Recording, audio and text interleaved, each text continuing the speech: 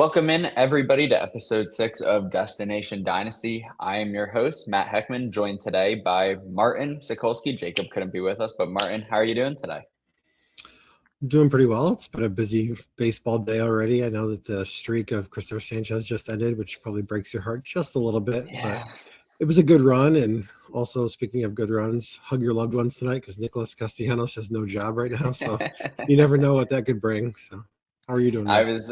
I'm good. I was at the Phillies game yesterday, and I was real curious if they'd get Castellanos into the lineup, the Padres, before they released him. And sat on the bench. I was surprised at how many cheers he got. I know he had some big hits, but I was not ready to. I wasn't ready to cheer Nick Castellanos yesterday. They did a short little tribute video, not like the full tribute video. They showed one of his sliding catches and then like showed him in the dugout. He got a pretty good ovation. I guess they just let him get his ovation and then cut him the very next day. So yeah, whatever works. Okay. So some big news, Martin. I saw you put out today. You're giving up redraft content. You're going to focus solely on dynasty content. What made you come to that decision? Honestly, it was a pretty easy decision for me. I mean, I'm a dynasty guy through and through. I write Dynasty for Pena. I do the podcast here. All of my appearances in other places are focused on prospects and dynasty stuff. So kind of why do anything else? And plus, I mean, to be honest with you, I really kind of suck at playing redraft. And I'm learning that the hard way. So, but I did contribute to Bubba and the Bloom's draft kit for this year. And I'm sure I'll probably still do that coming up in the off season. But for the most part, I'm just going to focus on what I like to do the best. So. That makes sense. The only thing, bench with Bubba, I go on every year and I'm the Rockies insight person. Why I'm the Rockies insight person, I don't know, but I've been doing it for 3 or 4 years. That's about the only redraft content that I put out at this point. But the listeners are here to hear about Dynasty, so that's all that matters. You and me are talking Dynasty today. Some injury news on the prospect front that's broken since we last recorded. We're recording Wednesday, June 3rd today. In case you didn't know what day Christopher Sanchez lost his scoreless streak. So this episode will come out on Sunday. But Aiden Miller, we got some news today. I'm going to read what was posted on Twitter so I don't actually mess up what it was. The Phillies finally released some news. Aiden Miller hasn't played all day. Phillies prospect, shortstop, potential third baseman, really just an infielder for the Phillies. Excited for him this year. He hasn't played. Dynasty managers have been kind of concerned.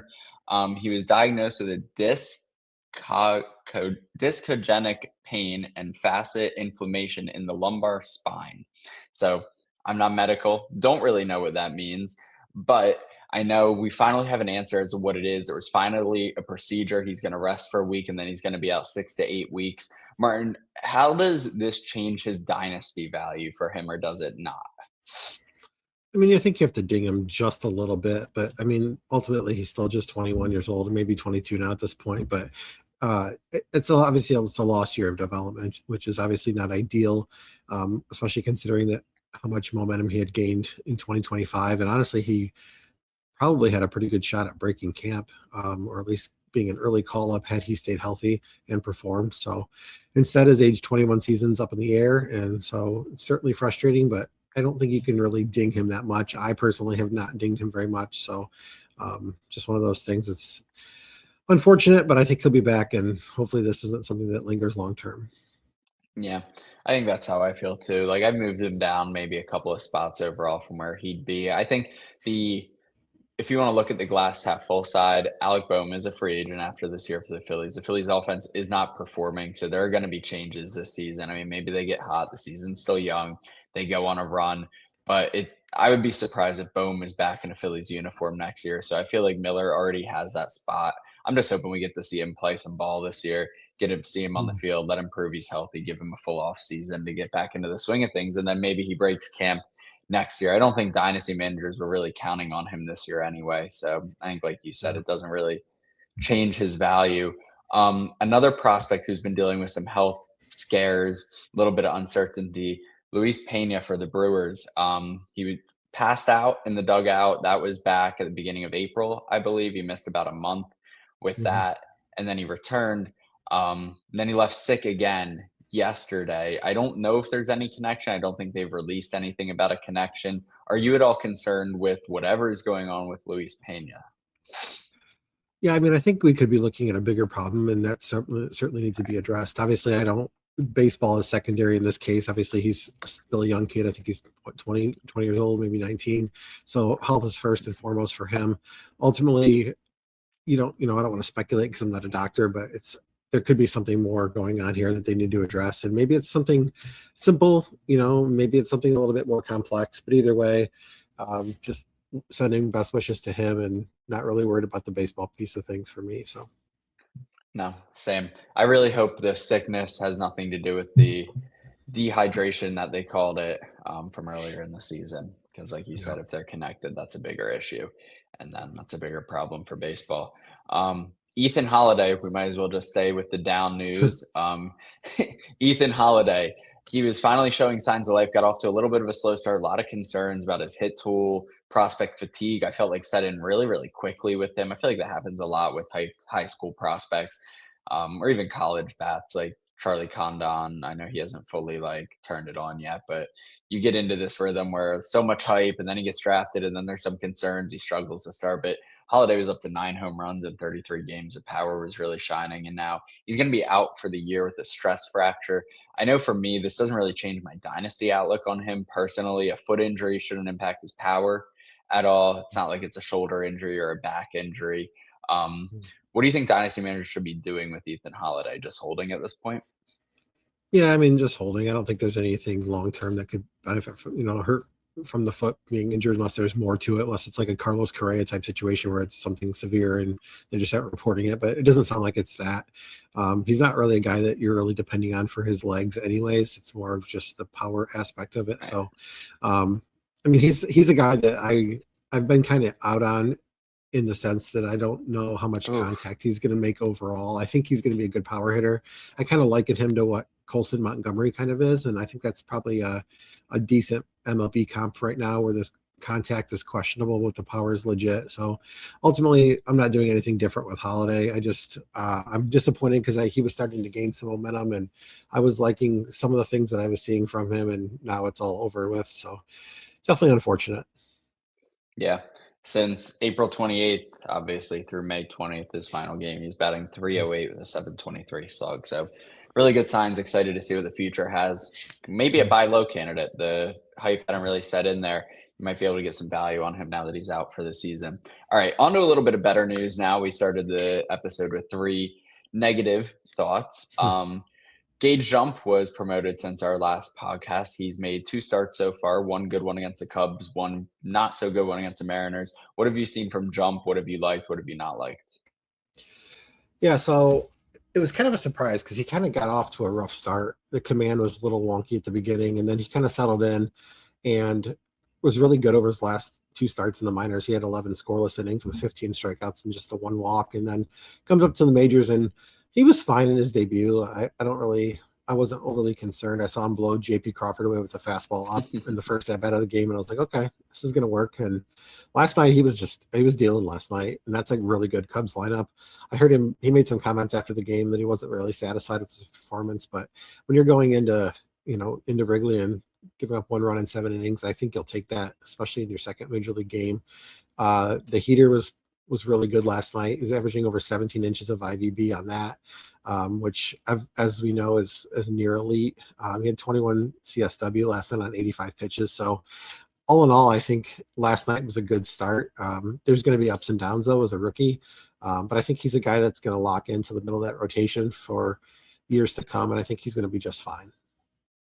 Yeah, I think what I really liked to see yesterday was the decline in usage on his fastball. I know the fastball is good, but he sat up over 50% in his Mhm. major league debut, and then that came back down into the 40s uh, yesterday, which is where I think that needs to sit. His curveball usage went way up. I think he needs to rely on that curveball slider pair because he has a really good arsenal when he uses it and he commands his pitch as well. I'm still skeptical of how he's going to perform out there with the minor league ballpark and homer friendly area in his first season. But I think he's somebody dynasty managers should be excited about and somebody Mhm. who you can at least stream on the road this year and provide Yeah, value. I think the pitch mix in the Seattle game was basically just a a scenario of matchup because the Mariners are notoriously struggled against lefties this year. And I think he was just trying to attack with the fastball in that case. Last night, he's facing a more veteran lineup that's more well-rounded. And so that could be why he was changing things up. Plus, give guys a different look. You've only seen, one set of tape on a guy, and if you're immediately changing your pitch mix and the composition of it, that's a huge get when they're already locked and loaded on that fastball. So Yeah, absolutely. No, I think Martin and I are both pretty high on Gage jump for dynasty reasons. Switching gears a little bit though, last podcast we broke down the biggest changes to the dynasty landscape at first base. Today we're going to continue with our positional deep dives and shift over to the middle infield. We decided to combine the two here. They're very different positions though for dynasty, for fantasy baseball. Shortstop, you really get the stars. You have Ellie De La Cruz, Connor Griffin comes up. He's going to be a star is what I'm trying to say. Gunnar Henderson, you have these star players. Second base, it's like you have a couple of names, but it really just feels like a depth position more than anything. And so I think it's interesting to look at these two together, especially because so many minor leaguers, you're not sure when they're coming up, right? If they're going to play shortstop, if they're going to play second base, and that can kind of change their dynasty outlook pretty significantly here. I think first we're going to take a look at some risers, some fallers from the major league and minor league, or just the major league level. We're not going to do the minor league level today. We'll get to that. Major league risers and fallers. For the risers, Otto Lopez and JJ Wetherholt. Lopez has been incredible. That infield for Miami, which we're going to get to a little bit later in the show, really has been just a revelation for the team, right? Otto Lopez, Xavier Edwards are both playing excellent. Lopez, 335, 366, 477, 5 home runs, 10 stolen bases. The bat speed's up. If he can be a 10 to 15 home run bat, that's changing his dynasty outlook there. JJ Wetherholt was kind of overshadowed by Connor Griffin. He's hitting 249, 357, 400. The average has been steadily increasing, I feel like, after a little bit of a slow start there. 9 homers, 7 steals. He's really cemented atop the Cardinals lineup. And when you pull up his baseball savant page, everything looks red. So JJ Wetherholt looks like the real deal. Martin, do you have any strong feelings about Lopez or Wetherholt? But I think when we start with Lopez first, because I know we're going to get into him again later, I think the skills themselves are pretty solid. I mean, he's making a lot of contacts. He's running a high end zone contact rate, which is excellent. The bat to ball is really good. And ultimately, the bat to ball skills are so good that they're able to compensate for some questionable swing decisions and a little bit of chase. The OBP is actually really high. The 366 is really nice, but even more impressive is that he's not walking. I think his walk rate's like under 5%, which I would really love to see him walk a lot more because especially with the speed element, but still he's getting on base because he's hitting for a high average. You talked about the home run potential. I think that if he gets to that 10 to 15 range, it definitely bumps his value. I still have questions about him being able to get to that. First thing, he hits a lot of ground balls, like 52% ground ball rate for this season, over 50% for his career. And the other piece of it is he doesn't really get to the pull side power.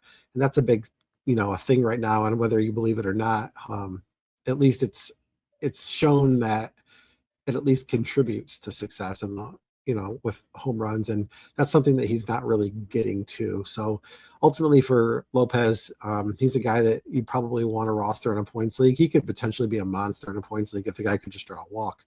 But all in all, I like the player. I'm not as high on him as you are, but I still think he's a good player. Wetherholt is exactly what I thought he would be. His approach is sound. He makes good decisions. He's not expanding the zone at all. The contact rates look fine. He's really just doing the exact same against every single pitch type. So he's not struggling against spin. He's not struggling against velocity. Just the profile itself is really, really solid. I did notice he's got a little bit of batted ball luck. It's been keeping his average down a little bit, but I think in time he's going to be a guy that's going to hit, between, 265 and 280, probably with, probably in the 15 to 20 home run range. He's going to steal too. I think he's just a rock solid profile and an easy top 10 at the position for me. Yeah, no, I definitely agree. I feel like you and me were pretty in lockstep with JJ Wetherholt. I feel like some of the people in the Dynasty community were not out on JJ Wetherholt, questioned how well the skills would translate over to fantasy and Dynasty. He looks like the real deal, and I think he's going to be a star for Yeah. a lot of players. Moving on to the major league fallers, though, we have Geraldo, Perdomo, and Luke Keaschall. Perdomo, in a vacuum, it looks like last year was just such an anomaly, right? He never really hit for power, and then he hit 22 homers last season. This year, he's down to 3 home runs. Got 8 stolen bases. He's only hitting 224, which is impacting your fantasy lineups, but the BABIP is pretty rough. So I think Yeah. that explains a lot of the batting average, but at the same time, his bat speed's down another 2 miles an hour. And so it's like you can only hit the ball so slow and still run an okay BABIP. Like his BABIP's around 300. If you're not hitting the ball hard, it's an easier out, I guess, unless you're Justin Crawford and you can just sprint or Chandler Simpson. Chandler Simpson. Yeah. On them. Yeah. I was like almost blanked Yeah. on the name. Then you can just run to first no matter how hard you hit the ball. Yeah. Perdomo, though, what is the takeaway here? What did I mean, I was doing a live chat in the PL Discord last week, and I got told I'm dropping Perdomo in a 12-team league. I can't stand rostering him. Who should I pick up? And I was like, honestly, like that's a redraft format, a little bit different than Dynasty, but I was like, I get the frustration, and he only had one good year. So should Dynasty managers be buying low on the slow start looking at last year? Or do you think it's just that Perdomo is who he is, and last year kind of is the anomaly there? Yeah, I think that's exactly the case. I think we kind of saw this coming, right? Like the contact skills and the speed have always kind of been there, but the power was just an aberration last year. Like he had 33 barrels and he hit 20 home runs in 2025. That was more barrels and home runs that he had in all of his previous seasons combined in the major leagues. The exit velocities were fringe from the beginning, but he was excellent at squaring the baseball up and hitting it at the right angles, just enough to do some damage. This year, he's still making the elite contacts with the elite plate skills, but the EVs still aren't going to be there. The barrels aren't doing anything. When he's getting to barrels, they're not translating to anything. So now you basically have the guy that he was prior to 2025, which is a guy that's going to run a little bit. He's going to hit for a pretty good average, and he's going to maybe run into a couple homers. The thing that's kind of disappointing, other than the batting average being down, is that the counting stats really aren't that great. And this guy is hitting like third in the Diamondbacks order, and they're a decent lineup. They're not terrible. They're not, the best lineup either.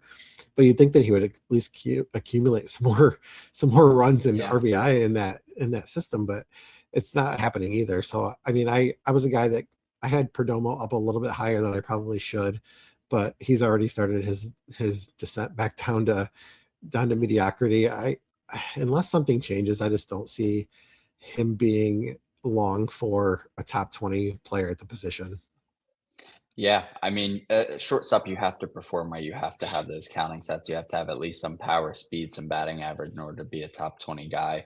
I feel like when you're looking at a player with poor bat speed, which Perdomo has always had, like that drop down, it's not like he went from average to slightly below average or great to good. Like he went from already really bad to now his bat speed is terrible. And like the impact that's having on his performance, like those home runs that were just getting over the fence last year, they're not getting over the fence, and now it's just a fly ball out. Martin, what's going on with Luke Keaschall or Keaschall? I don't know. I'm kind of frustrated by him because I still think he's better than what he's been. I think he's better than a 250 player hitter with a homer and a couple of steals.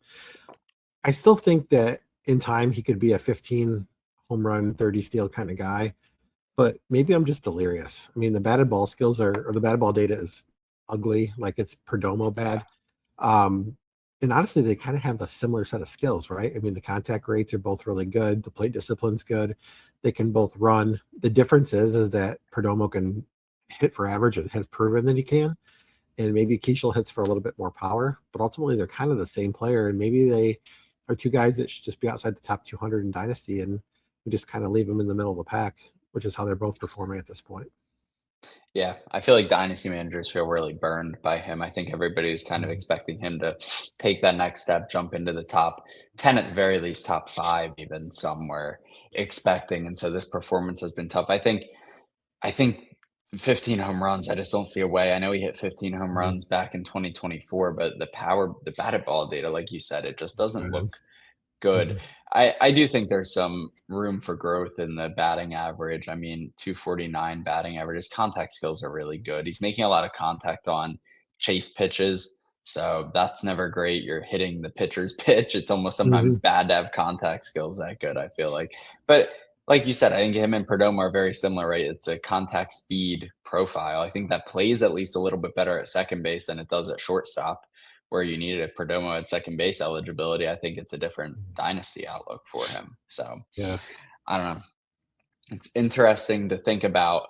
Well, this is now the meat of the podcast right now. We got through all the news, we got through some risers, some fallers. Now, Martin and I are each going to share our Dynasty top 20. We're going to do, let's just share all the rankings right now. So, Martin can go through first. We're going to share our Dynasty top 20 at second base and shortstop. And then Martin and I are going to have a little discussion here. Not quite a Caleb Bonham argument, but a little discussion here on the podcast about some of the differences between our rankings, what we're seeing, and why we feel the way we do. So, I Martin, dropped after you. I dropped Bonham a little bit this week. You'll be happy about that. Yeah, so second base, I put together my rankings and I completely forgot that Fernando Tatis was second base eligible. So because of that, Tatis is first, followed by Ketel Marte, JJ Wetherholt, Chaz Chisholm, Bryce Turang, Travis Mazzana, Jackson Holliday, Nico Horner, Brandon Lau, Luke Keaschall, Marcelo Meyer, Jose Altuve, Ozzie Albies, Matt McClain, Luis Garcia from the Nationals, Bryson Stott, Brendan Donovan, Ernie Clement, and Brett Beatty at second base. Do you want me to go to Okay. shortstop next? I'll share my second base maybe. That Okay. way the listeners can compare them back to back. So So, I have a little bit difference at the top. Bryce Turang leads my dynasty second base rankings. I've been very in on Turang since about the middle of last year. He continues to prove it. And then we go Fernando Tatis Jr. So a little bit of a surprise there for as high as Tatis is valued. JJ Weatherholt comes in at third, similar to Martin's. I go Ketel Marte at 4, Jazz Chisholm at 5. So we have the same top 5, just a little bit of a different order there. We both have Travis Bazzana at 6. I go Xavier Edwards at 7. So that's a very high ranking. It's an aggressive ranking, one that we're going to get to in case you miss it. Xavier Edwards did not land in Martin's top 20 there for second baseman. I have Nico Horner at 8, Ozzie Albies at 9, Brandon Lau at 10, just like Martin. I have Jackson Holliday a little bit lower at 11, Bryson Stott a little bit higher at 12, Marcelo Meyer at 13, Luke Keaschall at 14. I think that is a little bit lower than Martin's. Yeah, Brendan Donovan at 15, Jose Altuve at 16. I go Cole Young at 17, Josh Adam Chesky at 18. So he's been playing a little bit more outfield. So not sure if he'll ultimately land at second base there, but he's still playing some second. So I land him at 18. First prospect, Matt McClain at 19. Another prospect, Seaver King at 20 for the Nationals. All right, Myron, what do you got for shortstop? all right. So for shortstop, I've got Bobby Witt Jr., Ellie De La Cruz, Gunnar Henderson, Connor Griffin, CJ Abrams, Zach Neto, Kevin McGonigal, Francisco Lindor, Jesus Mate, Leo Dallas DeVries, Trey Turner, Mookie Betts, Corey Seager, Colt Emerson, Luis Pena, Jeremy Pena, Willie Adames, Franklin Arias, Geraldo Perdomo, who should probably be lower, and Colson Montgomery.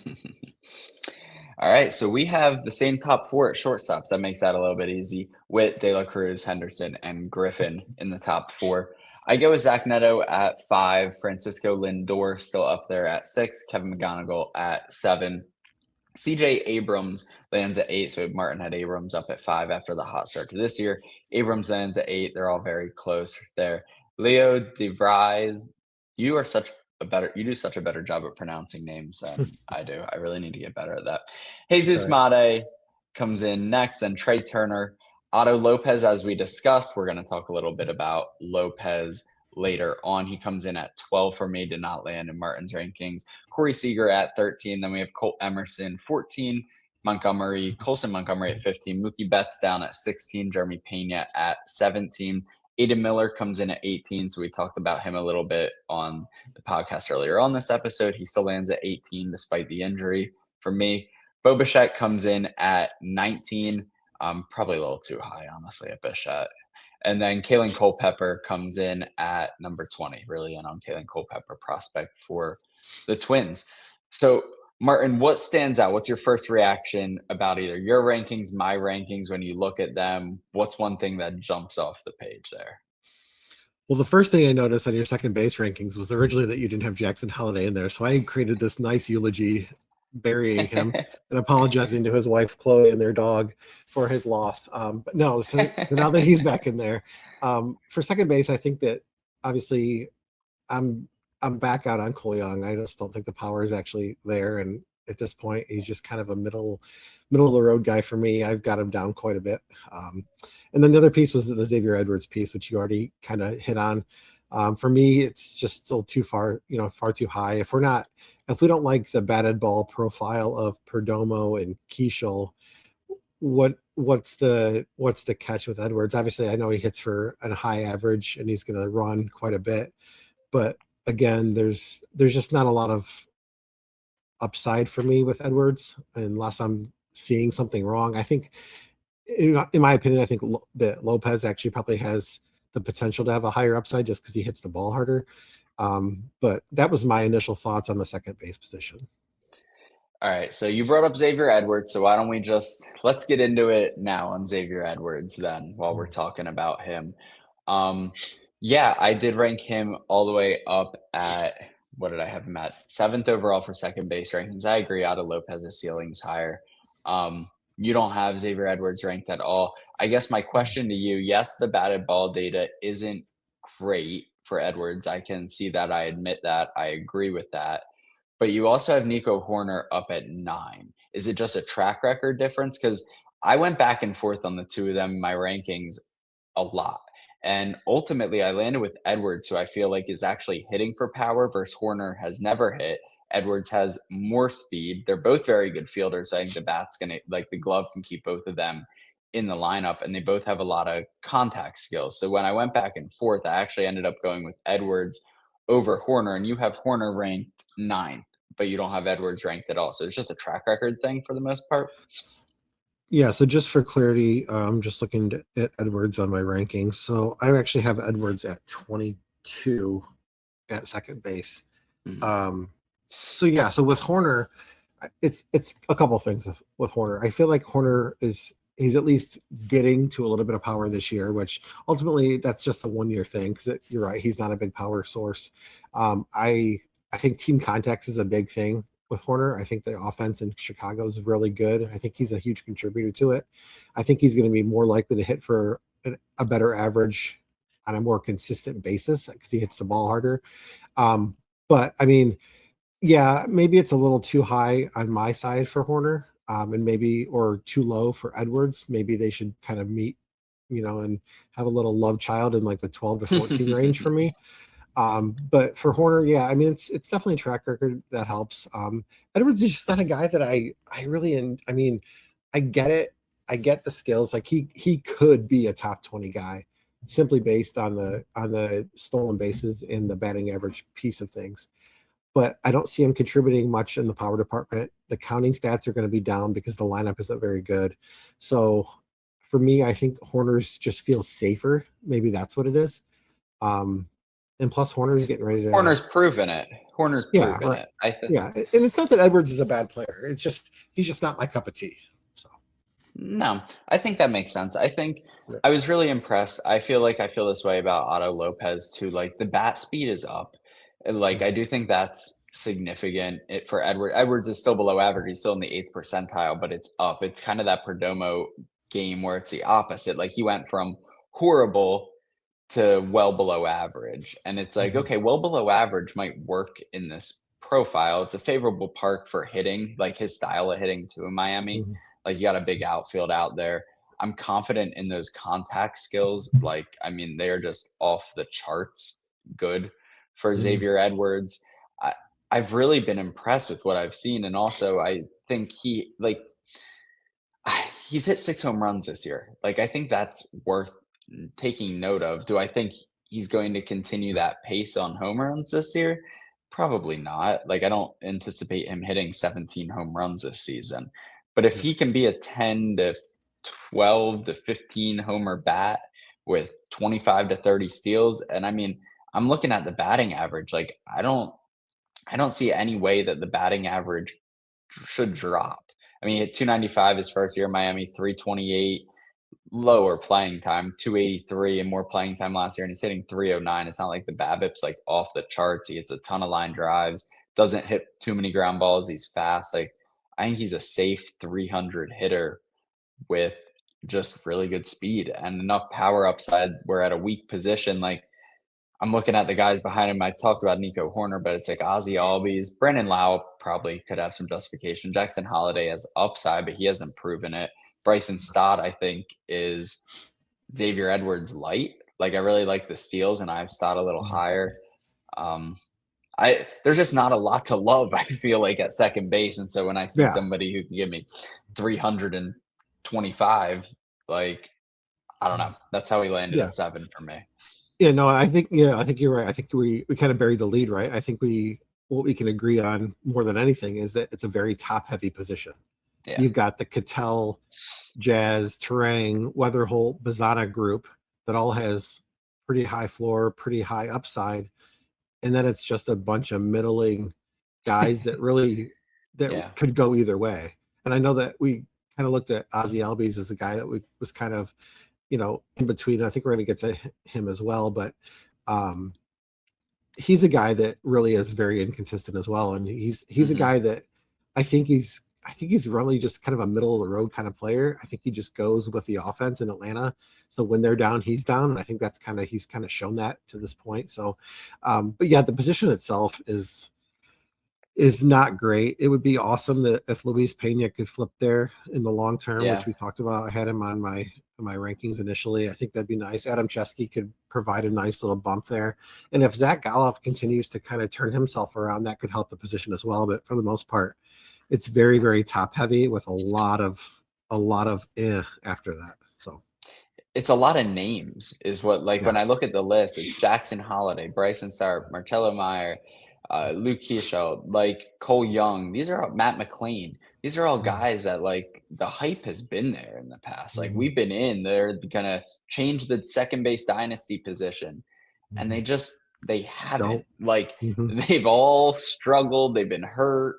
Like, they've had flashes, and then, I mean, what do you think dynasty managers should be doing at second base? Do you sell out for one of these top guys? Do you just try and find value I mean, I think you can find value. I think that's something that's really important, because I value, like, just if going on our rankings, I have Xavier Edwards as a 7th second baseman. If you like Xavier Edwards' profile and you need speed, it wouldn't cost you that much to get him. For somebody like you have him 22nd at the position. So I feel like you could find team need and value there. But maybe that's what you do if you're a dynasty owner. Maybe that's what you go grab Xavier Edwards because the cost is down, but the production's there, and you just plug and play and just let it go. And then in the back end of things, then you start to stockpile, some shortstops, guys like maybe you can get an Eli Willits, at a, as part of a trade piece or something like that, or get a Josh Adamczewski who's going to have some value, obviously, in dynasty, but he's still a prospect doesn't have exactly immediate proximity. Maybe just start stockpiling some of these shortstops, because ultimately a lot of them are going to end up at second base anyways.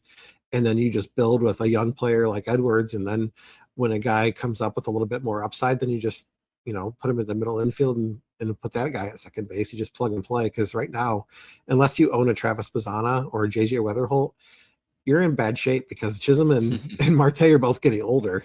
And so at some point, and then, and Altuve's already hit his cliff. So it's just not a great position. So let's get to shortstop. It's much more exciting. We can talk a little bit of shortstop. Yeah. Yeah. So absolutely. What I saw is Miller and Culpepper, you both have inside your top 20. I don't have a problem with that. I've got Miller at 21 and Culpepper at 23. So not a huge gap there. Luis Pena, I've got Pena at 15. I know that you don't hate Pena. You got him as a top 25 prospect. I think it's just one of those situations where Miller and Culpepper are both ranked higher, and that pushes Pena down. So I don't have a problem with that. Turang was the guy that obviously there was a difference there, and I'm sure that you want to cover that. So you've got him at 1. I've got him at 5. For me, it's the upside play. I think that he's a really good player. I'm glad that he maintained those gains in batted ball data that he got last year. I'm glad that he's still running. He's an elite defender, which really helps too, because that's going to, obviously keep him in the lineup as if they would go anywhere else. But I still think the ground ball rate is too high. And I think the counting stats are a little bit underwhelming too, considering what he's got ahead of him and what he's got behind him. I think if he can contribute more in the counting stats, I think it's there. So I like the floor. I like the potential of a 10 to 15 homer, 25 to 35 steals guy with a pretty good average.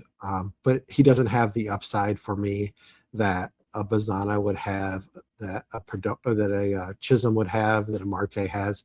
That's all it is for me, is the upside piece. So Yeah, I mean, I thought you told me we were going to talk about shortstops, and now we're back at second base here. oh yeah. Oh, sorry. I saw it. Somehow I jumped over it. Yeah, you're right. No, we're good. Okay. No, yeah, I really like Bryce Turang because I wouldn't have a problem. I really like JJ Wetherholt. I think he's incredible. I went with Turang over Tatis. Just there's so I love you mentioned like the ceiling. I love the safety of Turang. Like he's gonna hit me 17, 18. He could potentially get to 20 homers. He's gonna steal me. He's on pace for like 25, 26 stolen bases this year. He's stolen 50 in his career. I don't think we're ever gonna get 50 stolen bases again. But like you're getting power production, speed, and batting average versus like Ketel Marte, you're going to get power, but he's 32. He always deals with some durability and he doesn't run anymore. And so it's like, okay, I'm getting power and batting average. Like you Ketel Marte is a phenomenal baseball player, but Turang is 6 years younger. Chisholm, I just feel like there's so much fluctuation in Chisholm. I roster him in a keeper league this year, and it's just I used a high pick on him. However, the keeper thing worked. And he is a pain to roster. Like it's just like he goes 4 for 4 with a home run, a double, and 2 stolen bases, and then it's 0 for 4 with 4 strikeouts, and it's just like you are difficult. Like that fluctuation just really frustrating to me. Tatis, I don't know what to make of Tatis. Like that ground let me ball set the rate. record straight. I cannot stand Fernando Tatis. I hate ranking him. I hate rostering him. I don't like his attitude. I don't like his lack of hustle on that ball a couple of weeks ago that went underneath him. I'm not a Tatis guy. I really just want to put him like outside my top 100 because he's not delivering right now. He hasn't delivered since the steroid season. He's just mediocre, and that lineup is bad. I really don't like even ranking Tatis as my top second baseman. I really don't. I don't know why I keep him up there. Maybe I just feel bad, but it's just one of those things. He's a guy It's I the just upside. cannot stand rostering. Yeah. Yeah, no, and that's why I ultimately went with Turang over Tatis. It's like I know Tatis is the name, but if I had Tatis and I could trade him for Turang plus, I would do it every day in a heartbeat because I know, especially in an on base league where I'm getting that Turang's walking like 18% of the time or something like that this year. So I really like Turang, but if you want to give me JJ Wetherholt at the top, like I get it too. JJ Wetherholt looks incredible. Sorry, back to shortstops because I completely butchered that. So yeah, I think we're kind of on the same page as far as shortstops go. I think we're at that point where the Trey Turners, the Mookie Betts, the Lindors, they're going to start to kind of tail off a little bit. Adames is still in my top 20, but he's kind of, he's not really a thing right now because that ballpark is so bad. That was a terrible signing, taking him out there. It's just not a place that a lot of guys are going to hit. Look at what Devers is doing. It's awful. One guy that I'm really thinking I'm too low on is Colt Emerson. I'm really liking what I'm seeing so far. I was thinking he was a little bit over his head when he first came up, but man, the kid can rake. And I think by the end of the year, he's going to be inside the top 10 at the position for me. I'm really, really impressed. And I'm also willing to eat crow on Colson Montgomery. I think if he stays healthy, he's a 35 homer bat. He's not going to hit for a lick of average, but he's going to hit for power. And as long as he's going to hit for that much power and produce the way he is, he's got to be a top 20 of the position for me. So I'll let you have the floor. I think Colt Emerson's an interesting profile because he's performing really well in the small sample. The bat speed's been good, but when you look under the hood, like the whiff rate is concerning. Like there are concerns there. And so I think my recommendation for dynasty managers looking to acquire Colt Emerson is just wait. Like like he's been incredible to start, and I think he has an incredible future. I rated him at 14th in my rankings. I think you had a very similar ranking. Yeah, 14th. We both have him at 14 in our dynasty ranking. So I think we're very in on Colt Emerson long term. But I do think he is in over his head a little bit. Like I think regression is going to come just based on the numbers he's putting up. Pitchers will start to figure him out a little bit. The batted ball data isn't great, even though he has 3 home runs. So my recommendation for Dynasty Manager, just wait. The regression is going to come this year, and then maybe you swoop in and try and buy him at a low instead of trying to buy Colt Emerson at a high. You mentioned Luis Pena. Yeah, I don't hate Pena. I think shortstop is just stacked. I do think he eventually moves to third base. I know you were hoping he'd move to second base. I think he could move to third base, especially with Milwaukee having that hole, it seems, usually at third base. For second base, they have Turang. Mate is going to come up and play shortstop. The ground ball rate concerns me a little bit with Pena. I've questioned his approach in the past, and I think he's really worked on that. And the contact skills are good. I still don't think it's a super refined approach, but he's 19 years old. The approach is he's got plenty of time to develop. I think that leads to a lot of high ground balls or high ground ball percentages. So I just question how much game power he's actually going to get to. I think he tries to pull a little bit too much as well when I watch him. So I have a few more questions about Pena than you do. You have him obviously inside your top 20. He comes in at, what is it? He actually comes in at 29, but I thought about putting him as high as 22nd. Like it was kind of a coin flip at a certain point between some guys. I do like Kalen Culpepper a lot. I am really in on Kalen Culpepper. I think he is a great talent. I think you're seeing the power really show up in AAA that he has.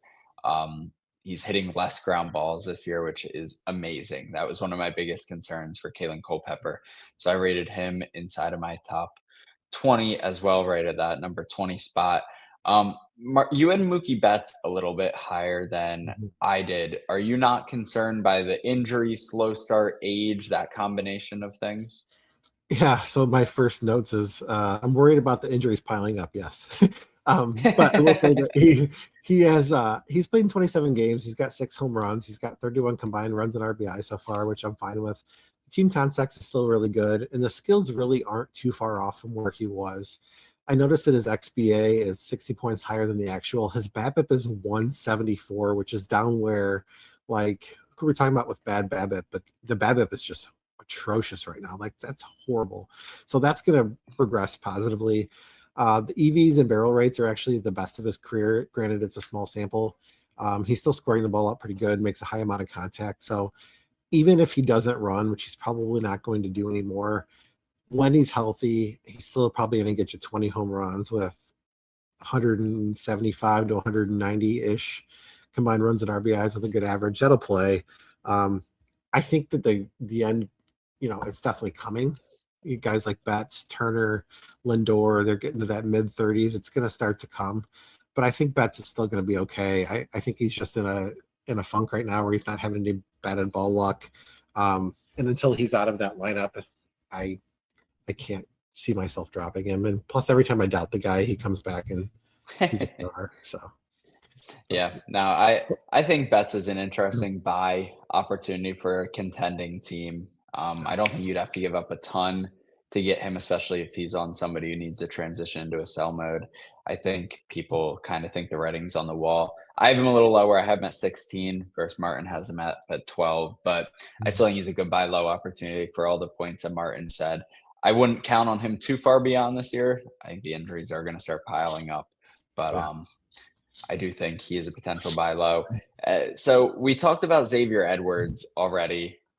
I think it's time we have to talk about Otto Lopez, because I have Otto Lopez as my shortstop 12 in Dynasty rankings, and you don't have Lopez inside of your top 20. How far off did Lopez land? How much did he miss by? I don't have Lopez in my shortstop rankings because I don't have him as a shortstop. I only have him as a second baseman. So let me pull up my rankings here. So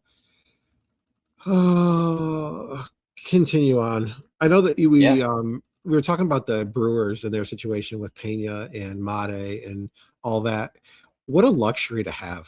What a luxury to have Jesus Mate, Cooper Pratt, Luis Pena, Bryce Turang, all in that infield. Like, what a terrific luxury. And then they've got Andrew Fisher too at third base. Like, how Yeah. loaded is that? How loaded? I mean, they're going to have to make a trade, to be honest with you. One of those guys is going to have to go. And Pratt's already locked up long term. So I'm almost wondering if Pena isn't the guy that has to go. So, yeah, continue. You're fine. No, I was just gonna say, yeah, the Brewers have so many riches out there in the infield. It's incredible. I think Luke Adams is an underrated prospect too over in the corner infield spot. They've got catching prospects in Jefferson Caro and Marco Dingus. So a lot of options for them. Otto So Lopez. I located Lopez. So I've got Culpepper at 23. I've got George Lombard at 24. And then I've got Lopez. Lopez would be at 25 if he ranked among shortstops, just ahead of JoJo Parker, Eli Willits, and Jacob Wilson. So not too far off the beaten path. No, but that's still a pretty big discrepancy versus my 12 and Right. your Yeah. 25. I've really liked Lopez, honestly, since he shifted to shortstop from second base. It kind of switched Edwards and Lopez out there. It was a And good decision. it seemed like everything clicked for both of them as soon as they did that, and they've both been really good defensively. Lopez hitting 335 this year, 5 home runs, 10 stolen bases. His bat speed is up, and I think that's what's notable, right? You always knew Otto Lopez had good contact skills. You always knew Otto Lopez was a good runner on the bases, but you didn't know how much power you were going to get from him. And now he's already got 5 home runs this season. He is hitting the ball harder than he ever has. His X slug is 459, so that's been really impressive. He's just doing a little bit of everything, and I think you're getting that value across the board. And so I have him just a little bit higher than like a Corey Seager, Mookie Betts, like these players who are kind of past their prime and you don't know how many years you're getting left. I think in Otto Lopez, you have a player who's really entering his prime. He's 27 years old. He'll be 27 the entire season, but he kind of just started stepping into a regular role last year. So last year was him getting his feet wet, and this year he's been on an absolute tear. I have him in a couple of places. I was able to draft him real late in some keeper leagues. He's just been really, really good. So I'm curious, do you not like him because of the chase rate or the lack of track record, or what is it that has you down on Otto Lopez where I'm pretty high on him? Yeah, I think it's just it's the lack of an upside. I don't see the upside right now. I think I said if he could get to that 15 home run range with the 25 steals and the high batting average, then we're having a different conversation. I think at that point, I need to see it. I need to see him get to that 15 to 20 home run range on a somewhat consistent basis, even if it's just a couple years in a row. Then I'll buy into it more. The skills are great. They really are. I like the skills. I like the contact skills. I like that everything's improving on the batted ball stuff. I just want to see a little bit more of it. And at a position that like shortstop where it's just so star power laden, he just doesn't stand out as a guy that's a star, if that makes sense. That does. I'm pulling up Xavier Edwards' baseball savant page now because I just pulled up Otto Lopez's. And one thing that's interesting is you look at both of them, well, especially Lopez, and he's got a really high ground ball rate and he doesn't pull a ton. And so I was looking at, because they're hitting for power. And so usually those two don't correlate. A contact hitter who doesn't pull the ball much, doesn't get it in the air, they're typically the Nico Geraldo Horners. Yes, exactly. They're not going to hit for much power, but Lopez and Edwards aren't. It's not like they're playing in Cincinnati either. What's interesting is when he's in favorable hitter counts, his fly ball percentage jumps from, well, last year it was at 23.8% when he was ahead in the count. This year it's all the way up at 31% when Otto Lopez is ahead in the count. And so I do think that's notable. His pull rate goes higher as well when he's ahead in the count. His pull rate jumps up to the 41% range. So he pulls the ball more and he gets it in the air more when he's ahead in the count. And so I was curious if the same thing is happening with Xavier Edwards, and maybe it's something they're doing in Miami where they're helping teach these guys how to attack when they're in favorable counts. Let's see. When they're when they're likely going to get a fastball. Yeah. Right. And so then Edwards' pull percentage is not up in favorable counts, but his fly ball percentage is up in favorable counts. And so you wonder if there's something there. I bet his bat speed is also up in favorable counts. Oh yeah, it's all the way up at 69.2 in favorable counts. It's Otto Lopez, which all of this makes sense, but I feel like they're learning how to max. Yeah, Otto Lopez's bat speed is up at 73 miles an hour. Which I think is above average bat speed. I think his 72 is right around average. I think 73 is above average when he's in a favorable count. And so they're maximizing these skills of contact and then the ability to drive it when they get ahead. I think Bazana has been doing the same thing when I looked into his profile a little bit the other day. And I think that's a really interesting approach to study a little bit more. It's something that I haven't looked into a ton, but I'm starting to. It's these players who the batted ball data doesn't jump off the page, and I feel like you have more concerns about how are they hitting for the power they're hitting for when they aren't these big sluggers, but it's learning how to maximize when you're actually swinging hard. I I like Lopez because I think he gives you a little bit of everything. I think that's Mhm. where I've kind of landed with him. I think 12 might be a little bit too high as we talk through it based on the upside, kind of like you've said. But I did notice that was a big difference. I think he's an underrated fantasy asset, one that's producing right now. I think, and based on your ranking of him, and I'm sure other rankings, and he plays in Miami, I bet he'd be fairly cheap to acquire if you're a team that needs some production in the middle infield slot. I think he's dual Yeah. eligible too this year. So you Yeah. could slide him over to second base. Mhm. Yeah, and I think Yeah. he's one of those guys that I think he still has the perception of being a utility guy, and so I think that'll help drive down the cost as well. So Yeah. No, I definitely agree with that. Martin, any other differences between our rankings you want to get to? no, I think it was fun exercise to go through and look at those because I see your prospect stuff, but I don't ever get to see your dynasty stuff really. So Yeah, it's all unpublished. It's all just in my brain.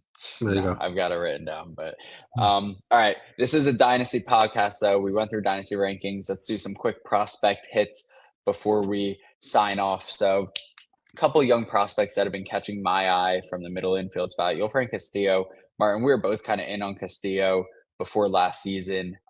He had the tools, he has the size, he has the projectability, speed, contact skills for a young hitter, shortstop in the Texas Rangers system. He did not play well last year. He didn't show any signs of power development. He's showing some signs of life. He's got a couple of home runs this year, which I know doesn't sound like a lot, but for Castillo, that is a lot. He hit one all of last season, 88 games, so he's already up to two this year. Contact skills are still really good. He's stolen 22 bases, walking 11.7% of the time. So he's a player that I dropped really harshly after last season. This has kind of been a learn your lesson. Don't overreact. These players are young, projectable. They're working through things. I still think he needs to show more in the power department, but he's rising back up my ranking. So a deep league name to keep an eye on. And then Brady Ebel for the Brewers. He was drafted 32nd overall last year. Another projectable infielder, 6'3" kid. The numbers don't jump off the page. He's hitting 254, two home runs, but he is up at 19 stolen bases. The contact skills look excellent.